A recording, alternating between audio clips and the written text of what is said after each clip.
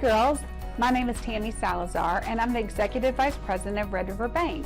I've worked here for the last 22 years since we actually opened the bank, and I am here to tell you that you should dream big and pursue those dreams with every bit of energy you have. No matter what you think or what people tell you you're limited to, don't ever believe that. You are able to do lots of great big things when you put your mind to it. It does take effort, it doesn't come easy, and you're not just entitled to it. You really do have to work for it. But whenever you pursue your dreams, you work hard, you stay focused, and you're consistent. And I know probably you've heard that before, but consistency means doing the same things over and over again. Even when you're tired, even when you don't feel like it, you still get up and you do those hard things. I promise you will see big results. So my encouragement to you is start now, right now. Decide what you want to do.